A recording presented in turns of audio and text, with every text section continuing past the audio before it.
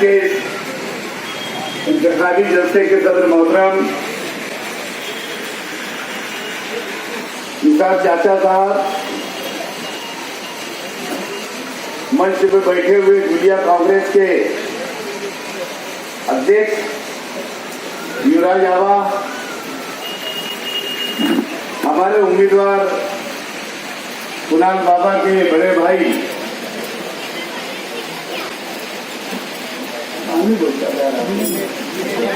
विनय भैया जी और उनके साथ में आए हुए उनके साथ में आए हुए दुनिया के तमाम मेहमान, कांग्रेस पार्टी मालेगांव शहर के तमाम पदाधिकारी, युवा कांग्रेस के पदाधिकारी, सभी कॉर्पोरेटर, सभी साबिक कॉर्पोरेटर, सभी साबिक म्यूनिसिपल काउंसिलर, इस जलसा गांव में आए हुए तमाम कांग्रेस के प्रेमी बुजुर्गों, दोस्तों और साथियों, मैं आप तमाम आए हुए लोगों का कुणाल बाबा की ओर से, दुनिया शहर के अध्यक्ष और भैया जी की ओर से और मेरी ओर से आप तमाम लोग का शुक्रिया अदा करता हूँ, इस्तकबाल करता हूँ।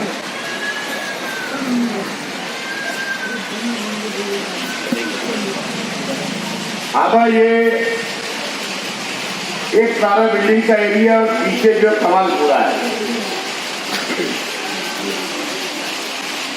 यहाँ से इंशाल्लाह ये सभा भले ही छोटी सही, लेकिन यहाँ पे जो लोग कांग्रेस के मानने वाले हैं, ये इतनी मेहनत से, इतनी ताकत से, इतनी ईमानदाराना तरीके से और शहरों के अंदर आप देखते होंगे या देहातों के अंदर वो समझ सकते हैं हम भी कि भाई आप देहातों से बड़े शहर में लाके सभा करना, उसको गाड़ियां घोड़े करके देना, लेकिन अल्लाह का बड़ा करम है, मालेगांव शहर में हमारे अपने कांग्रेस के चाहने वाले, कांग्रेस प्रेमी और खास तौर से रशीदी लोग भी, ये तमाम लोग ऐसे हैं कि सिर्फ ऐलान सुनते हैं, अखबार पढ़ते हैं। अब व्हाट्सएप का जमाना है, व्हाट्सएप के जरिए इसको मालूमात जब मिल जाती है, अपने अपने खर्च से हिस्सा करके ये बराबर जलसा गांव के अंदर पहुंच जाते हैं। ये आपको और शहरों में नहीं मिलेगा। ये अल्लाह का बड़ा करम है, इस तरीके से चाहने वाले हैं असल में कांग्रेस के। दोस्तों, मुझसे पहले अभी साबिर गवर और अभी हमारे मौलाना आप लोगों के सामने तमाम बातें रख रहे थे। मैं एकदम आप लोगों से यही अपील करूंगा कि 29 अप्रैल को जो इलेक्शन होने जा रहा है, उसके अंदर आप लोग कोई बुलाने आए, कोई रिक्शा लेकर आए ना आए,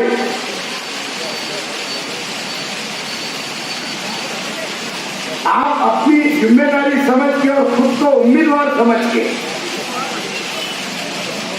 आप पुलिस बूथ तक अपने पूरे फैमिली को लेकर के पहुंचे और अपनी वोट का अधिकार जो है वो वोट देके हमारे उम्मीदवार को, कुणाल बाबा को कामयाब बनाए। बातें तो बोलने के लिए बहुत है। मोदी जी जब तक रहेंगे देश के प्राइम मिनिस्टर, कभी अच्छे दिन आने वाले नहीं। हमारे देशवासियों के जो 130 करोड़ जनता की जो मोदी जी से बात करते हैं कि अच्छे दिन आ गए,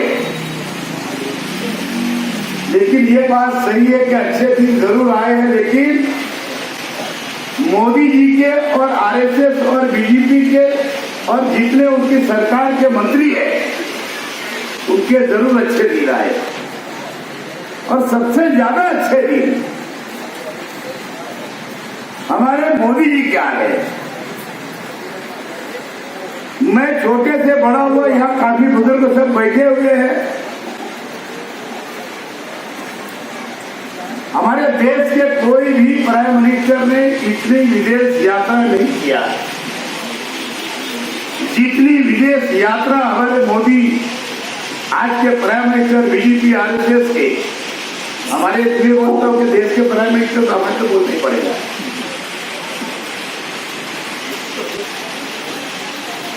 बहुत अच्छे अच्छे सपने दिखाए, जैसे मौलाना ने बतलाया 15 लाख खाते पे आएंगे, विदेश का काला धन वापिस आएगा, पेट्रोल के बारे में, डीजल के बारे में ये आंदोलन किया करते थे। कांग्रेस की सरकार के टाइम में सस्ता तो हुआ नहीं, लेकिन उल्टा पेट्रोल, डीजल, गैस, बाटला, तमाम चीजों की कीमतें डबल हो गई। ना 2 करोड़ नौकरियां मिली,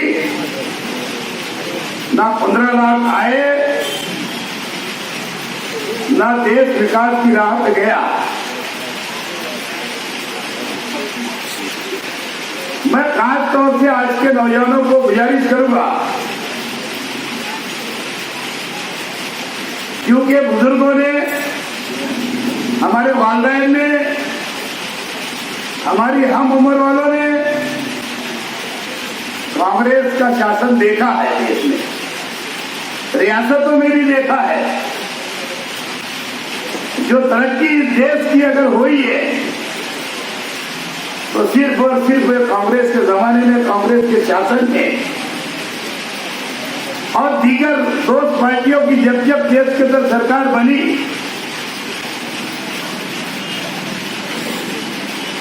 चाहे वो मायावती जी हो या आरपीआई गढ़ के हमारे साथ में, जैसे या हमारे, उनका नाम भी लेना इत्तेफाक से भूल गया था, उसके लिए वापिस जाता, भगवान अड़ो जी, ऐसे तमाम पार्टियों को मिलाकर के भी सरकार अगर बनी है, यही सरकारों ने और कांग्रेस की सरकारों ने देश का विकास किया है।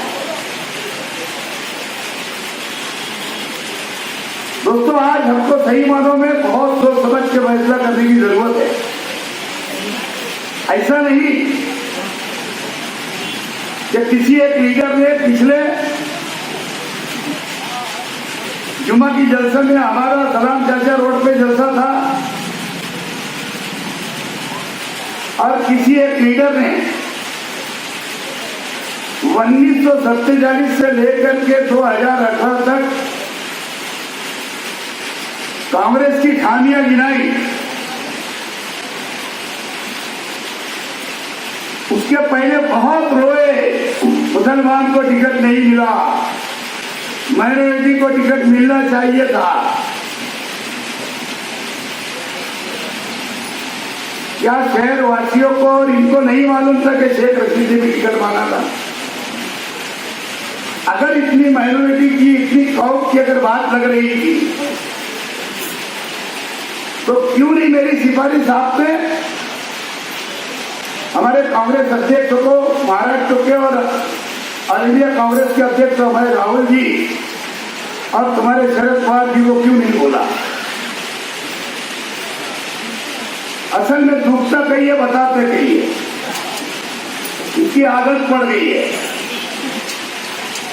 मैं नहीं बोलना चाहता था उसको, लेकिन क्योंकि अगली सभा जब मैंने सुना कानों से अपने,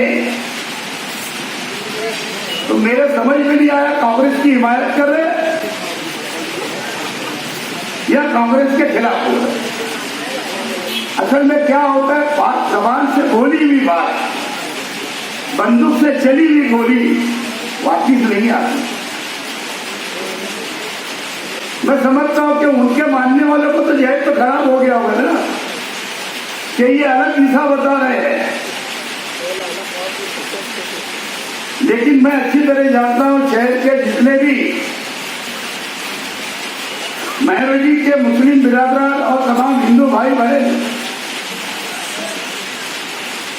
ये तय कर चुके हैं, बुजुर्गों, नौजवान, हर पार्टी का जो आज हमारे खिलाफ है वो पार्टी छोड़ के इनकी तो दुकानें चल रही है। कुछ लोगों को तो ऐसा है, इलेक्शन आया जैसे आवा जतरा आती ना, जतरा आती, चलो कभी सायगांव की, कभी सडाने की, कभी चंदनपुरी की, तो ऐसी असेंबली आए तो किसी की दुकान लग जाती है। कुछ लोग हैं मालेगांव में जो वंचित आघाड़ी के साथ चल रहे, एमआईएम वाले हैं, कुछ लोग दुकान लगाते, चलो जतरा ही रुक आगे अभी अपनी दुकान लगाओ, तब तक कर लो। इनको कोई काम के अंदर भी नहीं है। ये जुमा जुमा आदमी का पैसे वाला बना वंचित आघाड़ी का कारपोरेटर बनने के बाद यह हाउस में बोलना नहीं आता सीधा, लेकिन वहां बोलने जाने का सवाल ही नहीं है। बीजेपी की बेटी है भाई, क्या है, पैसे वाला इंसान कोई भी बन जाए, लेकिन उसके लिए जिगरा लगता है। जिगरा क्या बोलते हैं वो, जिगरा लगता, माल बाहर निकाल रहे हैं, खर्चा कर रहे हैं, ये उसका माल खर्चा नहीं हो रहा है, वहां आ रहा है। ये कोई तुम्हारी हमदर्दी में और मुस्लिम माइनॉरिटी की हमदर्दी में उम्मीदवारी नहीं कर रहे वंचित आघाड़ी के लोग, और कुछ पार्टी के लोग हैं अलग अलग दुकान लगा लिए। कोई मैं पूरा काट वाला आ गया, कोई और आ गया। ठीक है, अधिकार सबको है, हम देश के नागरिक है, हमारा अपना हक है, हर इलेक्शन हर कोई लड़ सकता है, लेकिन वोट काटने के लिए इलेक्शन लड़ने वाले ये सही मानों में देश की भी दुश्मन है, और खासतौर से हमारी माइनॉरिटी मुस्लिम अभ्यर्थी की दुश्मन है। मतलब जितने भी मुस्लिम उम्मीदवार यहाँ पर, वो कार्यकर्ताओं को भेद डाल रहे। इसकी 50 पेटी में बात हो गई, इसकी खोखे में बात हो गई, ये बातें उठने नहीं करी, कार्यकर्ता का मेहनताना नहीं देते। जैसे अभी लोकसभा के उम्मीदवार को 70 लाख खर्चा करने का पावर है, लेकिन आप लोग अगर कोई कार्यकर्ता अगर मेहनत करता है, अगर मजदूरी करता है, अगर सिरी बांटता है, अपना काम धंधा छोड़ के, तो उसका मेहनताना अपनी शुरू है, उसकी एक लिमिट है। आपको 70 लाख तक खर्चा करने, लेकिन यहाँ तो करोड़ों की बात हो रही है, 50 लाखों की बात हो रही है। अगर एक एक लोग को 50 लाख देंगे, किसी को करोड़ देंगे, किसी को करोड़ नहीं मिला, किसी को करोड़ नहीं मिला, तो आज मेंबर से खूब खिलाफ बोल डाले उसके वंचित लगाने के लिए। बोले जितने मुसलमान लोग सब मुसलमानों के दुश्मन है, सब कौम के दुश्मन है। साहब, जब हमने राष्ट्रवादी के माजी आमदार धुलिया के राजवर्धन कदम पांडे को और मुंबई के राष्ट्रवादी कांग्रेस के प्रवक्ता नवाब मलिक को कंप्लेंट करवाई, इन्होंने जब तक पार्टी से वंचित आघाड़ी की इनके कारपोरेटर को निकाला नहीं था।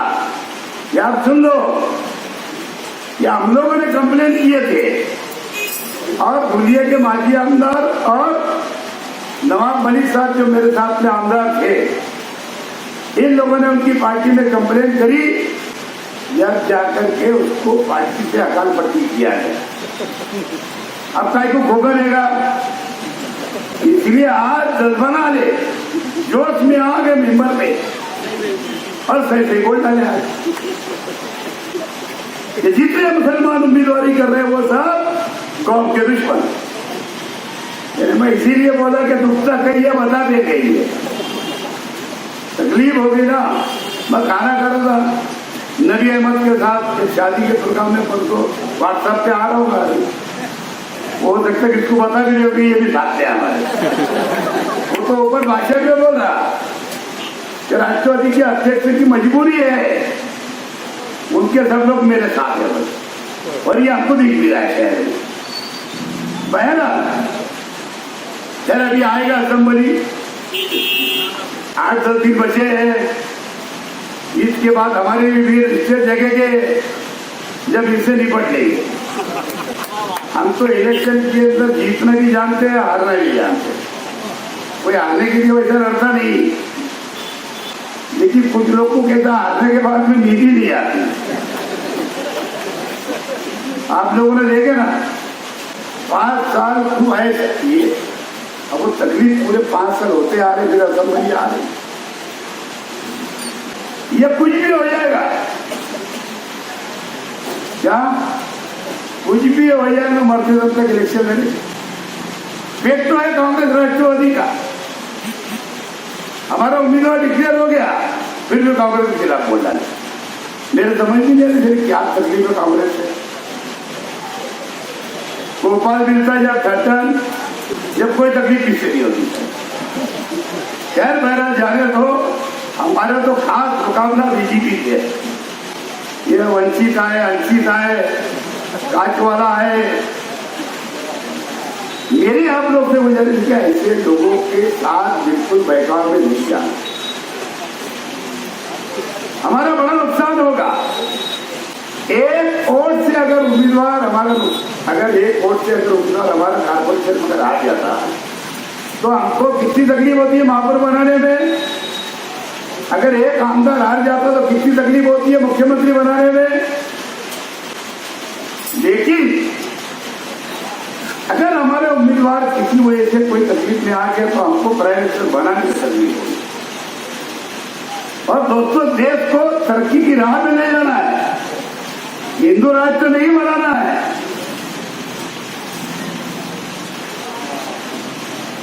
हिंदू राष्ट्र बनाना नहीं है, क्योंकि इनकी वही एक मुहिम है।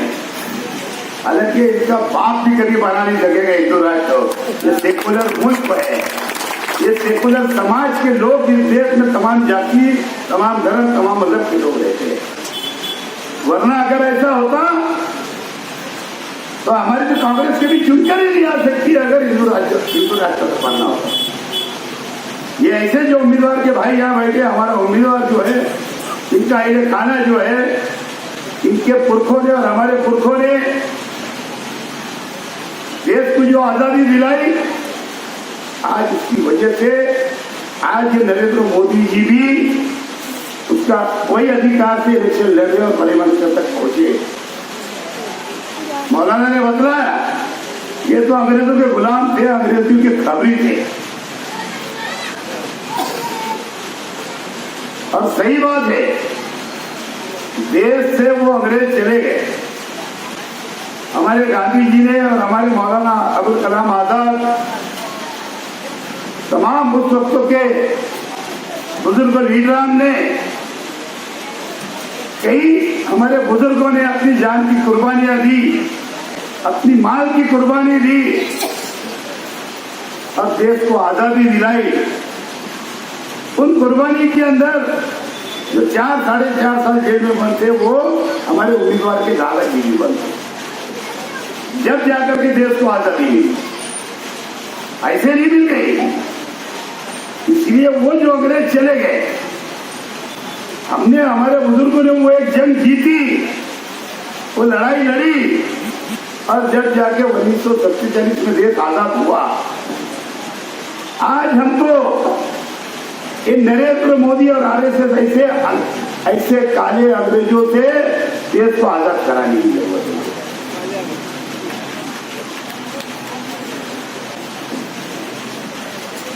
दोस्तों, बहुत समझने का, बहुत सोचने की जरूरत है।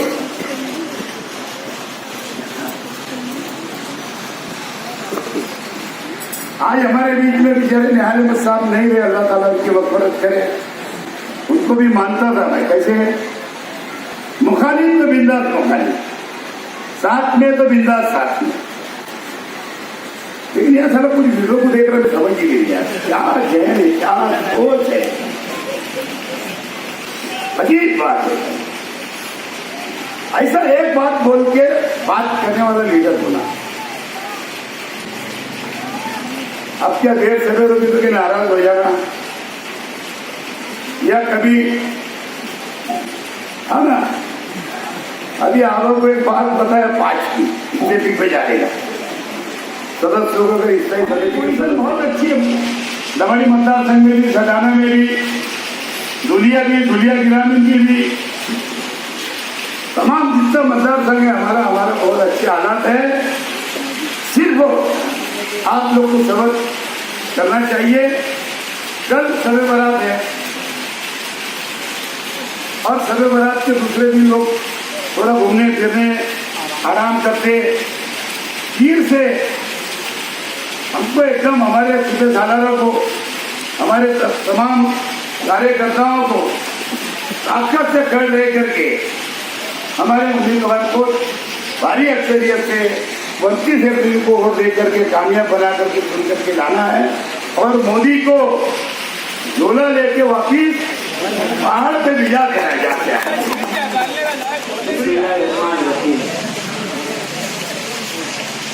आज के इस अलीमुशान इंतखाबी जलसे आम के सदर आली जनाब निसार अहमद मोहम्मद यूनुस साहब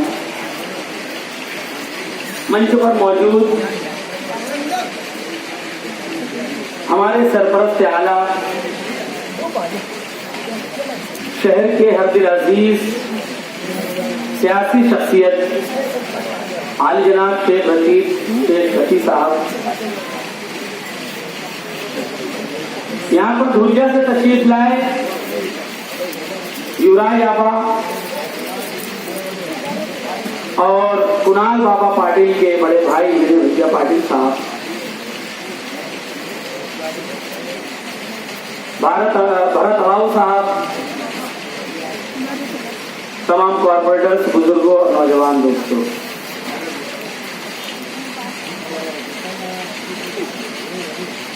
चोर चोरी करता है तो दूसरों के घर में चोरी करता है। कभी आपने ऐसा चोर देखा है क्या कि जो कोई अपने ही घर में नकब लगाए और अपने ही घर में चोरी करे, अपने ही कमाई हुई दौलत को लूट ले? कोई ऐसा डाकू देखा है आपने? एक आदमी गुंडागर्दी करता है मगर जब अपनी गली में दाखिल होता है तो अपना हुलिया दुरुस्त करके एकदम सीधे सीधे अपनी गली में दाखिल होता है। वो गुंडागर्दी कहाँ करता है? दूसरी तरफ जाकर करता है, अपनी गली में नहीं करता, अपने घर में गुंडागर्दी नहीं करता। सांप भी जब अपनी बिल में दाखिल होता है तो सीधे दाखिल होता है, टेढ़ा मेढ़ा भी दाखिल होता है अपनी बिल में। अजीब बात है, इस मुल्क से वफादारी का दम भरने वाले वो लोग जो अपने मुखालिफिन को गद्दार वतन कह रहे हैं, मुल्क का गद्दार कह रहे हैं, जो आजादी की जंग में अंग्रेजों के खबरी बने हुए थे, वो अचानक आजादी के बाद वफादार कौम और वफादार वतन हो गए। लोगों ने सर्टिफिकेट मांग रहे हैं वफादारी का और लोगों को गद्दारी का सर्टिफिकेट खुद बांट रहे हैं। ये ऐसे लोग हैं आरएसएस नजरियात के हामिल, बीजेपी के लोग जो इस मुल्क की विचारधारा को बदल देना चाहते हैं।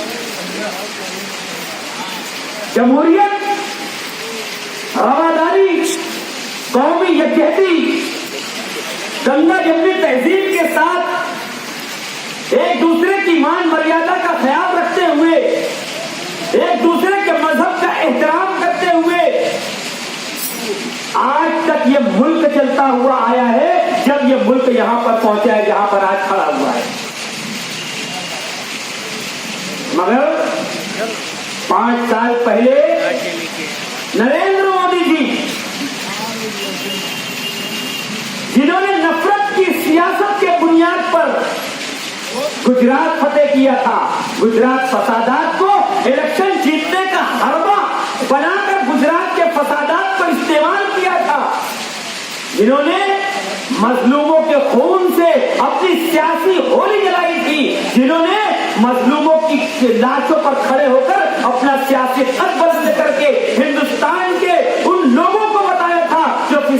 नजरियात के और आरएसएस के नजरियात को मानने वाले हैं कि हाँ मैं हूं जो इस मुल्क के अंदर बाबरी मस्जिद को बना सकता हूं, जो इस मुल्क के अंदर हिंदू राष्ट्र ला सकता हूं। लोगों को बताया इन्होंने, धोखा दिया,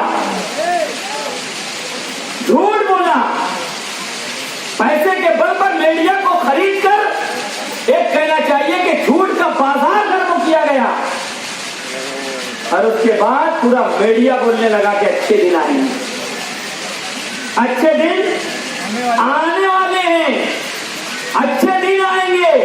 इसलिए कि अब नरेंद्र मोदी आ चुके हैं जो बड़ी बड़ी बात करते हैं और ऐसा फेंकते हैं कि अगर ओलंपिक में फेंकने का मुकाबला होता तो गोल्ड मेडल मिलता इनका। अच्छे दिन तो नहीं आए। 942 रुपए का सिलेंडर, 342 रुपए का सिलेंडर 900 साढ़े 900 रुपए का हो गया। अच्छे दिन तो नहीं आए।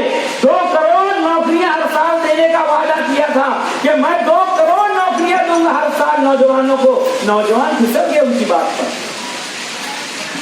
2 लाख नौकरियां भी नहीं दी उन्होंने। यहां तक कि हर उस जगह को, हर उस एजेंसी को, हर उस हुकूमती एजेंसी को अपने खिलाफ के लोगों के बारे में इस्तेमाल करने की एक नई रिवायत और एक नई बुनियाद मोदी जी ने डाली। एनआईए को अपने हिसाब से चलाना, सीबीआई को अपने हिसाब से चलाना, ईडी को अपने हिसाब से चलाना, आईबी को अपने हिसाब से चलाना, रिजर्व बैंक को अपने हिसाब से चलाना, इलेक्शन कमीशन तक को अपने हिसाब से चलाने का काम नरेंद्र मोदी कर रहे हैं, जो आजादी के बाद से आज तक नहीं हुआ। सीबीआई को प्लास्टिक का गुड्डा बना दिया। कभी कभी मोदी की तरफ इनकम टैक्स के छापे, कभी कमलनाथ के दफातर पर इनकम टैक्स के छापे, कभी और अपने मुखालफिन के खिलाफ ईडी की इंक्वायरी। ये तमाम हरबे, ये तमाम कहना चाहिए गैर जमहूरी काम मोदी जी मुसलसल करते आ रहे हैं। बीजेपी सरकार मुसलसल करती आ रही है। और कैसी हुकूमत चलाई इन्होंने, मैं आपसे पूछता हूं, यहां जितने लोग बैठे हैं फरीद भाई, 5 वजीर के नाम बता देना। 5 वजीर के, मरकजी काबीना के 5 वज़रा का नाम बता देना। कोई जितने लोग यहाँ पर मौजूद है, 5 साल हुकूमत हुई है, किसी 5 वजीर का नाम आप नहीं बता सकते। क्यों? ये खुद अपने लोगों को हुकूमत चलाने नहीं दिया इन्होंने। लोकशाही से हिटलर शाही की तरफ लेकर जा रहे हैं इस मुल्क को।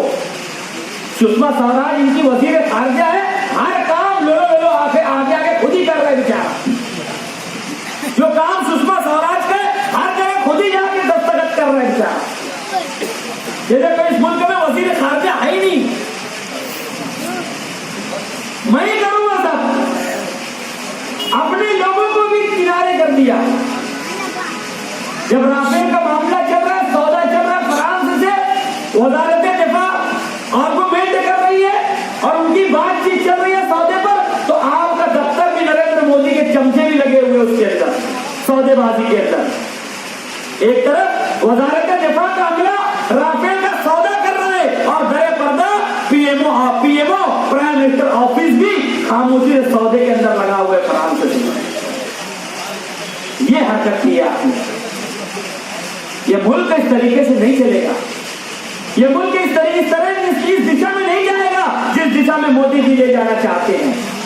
कभी मॉब लिंचिंग के नाम पर, कभी घर वापसी के नाम पर, कभी सूर्य नमस्कार के नाम पर, कभी दरसी किताबों में तब्दीली के नाम पर। पता है आपको, दरसी किताबों से जमहूरियत के असबाब निकाल दिए गए। डेमोक्रेसी के ताल्लुक से जो सबक था, इम्तिहान में जो सवालात आते थे जमहूरियत के ताल्लुक से, अभी इस मर्तबा उन सवालात को निकाल दिया गया है मोदी हुकूमत के अंदर। जब जमहूरियत का तस्वुर, अवाम की हुकूमत, अवाम के लिए, अवाम के जरिए, ये तस्वुर खत्म। अब तो मोदी राज चलेगा। 2019 के बाद चुनाव ही कहां होने वाला है, ये इनका एक खराब फैलाया जा रहा है। जमहूरियत के बारे में दरसी किताबों से असबाब निकाले जा रहे हैं, इम्तिहान से सवालात निकाले जा रहे हैं कि जमहूरियत का तस्वुर भी बच्चों के दिमाग से निकाल दो। जमहूरियत नहीं, अब क्या रहेगा? अब हिंदू राष्ट्र वाली बात करो। अब क्या रहेगा? अब जिसकी लाठी उसकी भैंस वाली बात करो। अब क्या रहेगा? इलेक्शन मत लड़ो, अब फिरका परस्ती पर इलेक्शन लड़ो।